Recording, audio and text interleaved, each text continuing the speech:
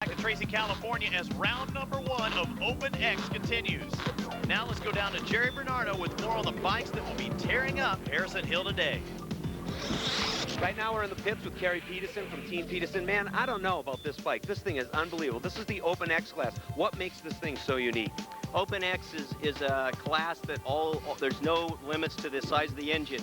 We have a 700cc class. This is above 700. Anything goes. 2500 cc is the limit. No problem with size. Fuel's another thing here. We can run anything we want. Nitromethane, methanol, propylene oxide, anything goes. Front brake, kill switch, only thing mandatory. Rear wheel, we have rubber paddles, no steel. Either a Dominator or a Viper on the back, that's all that's allowed. Anything else is limited. Nice bike, but this really concerns me because I want to have some kids, you know? Yeah, you got to watch out for that. That's a no-no area if you want to be careful. Thanks. So far, Jeff Thomas has laid down the fastest over-the-top run, and let's see if anyone can knock him off the top.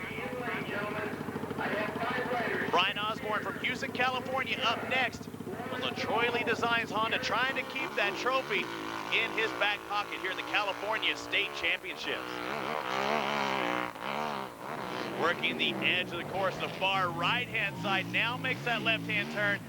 And he saw what happened to the other riders. You gotta stay in bounds. Over the top he goes. And Brian Osborne does it, a time of 13.449 seconds, and he's happy.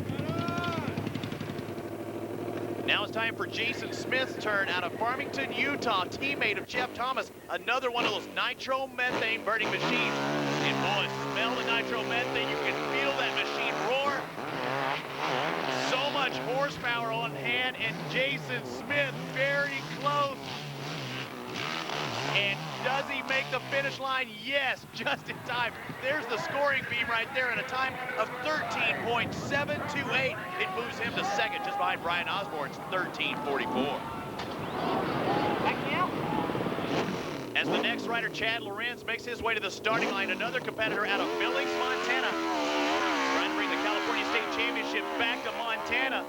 A little bit of a kick, those paddle tires churning up dirt, grass, whatever is in the way. Chad Lorenz manipulating his body and up over the top of 15.190. Dedicated, never let off the throttle. Mel Kimball from Bountiful, Utah, part of that Kimball Racing lineage. As we see Mel work his way up the course. All right, no problems right there. The back end trying to get away from him, but still pretty much on line. But right there, chops the throttle. When he did that, he thought he was going out of bounds. Definitely chopped the throttle and gave himself a chance, but he did not make it over the top 335 feet for Kimball. One of the top names in hill climbing up next, Travis Whitlock from Elizabeth, Colorado, the #2 rider last year in series points on the NAHA.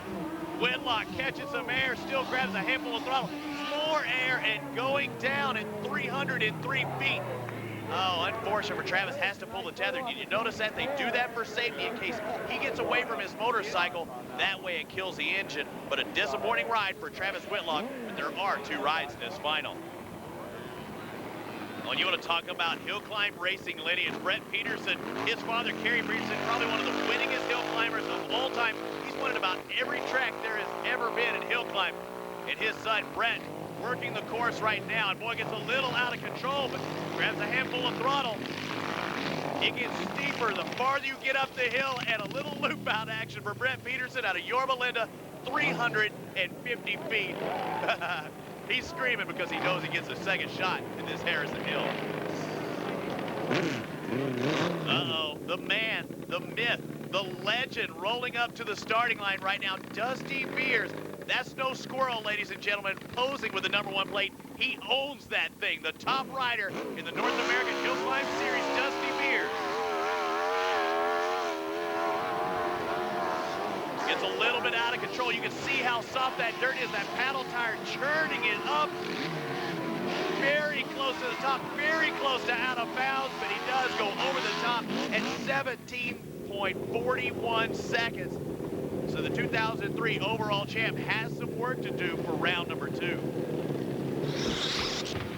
That's it for round #1, so let's catch up with some of these top riders and find out, will these times hold up?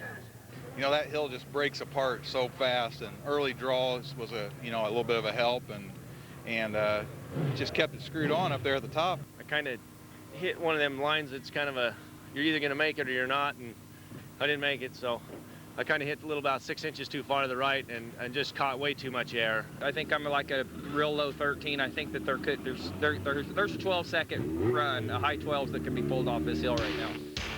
Here are the top 5 going into round number 2. It's Brian Osborne out on top, the Californian with a time of 13.449. But hey, everybody's going for the championship, right? Well, coming up, round number 2, the Open X kicks into high gear as a few more blistering runs are put to the ground.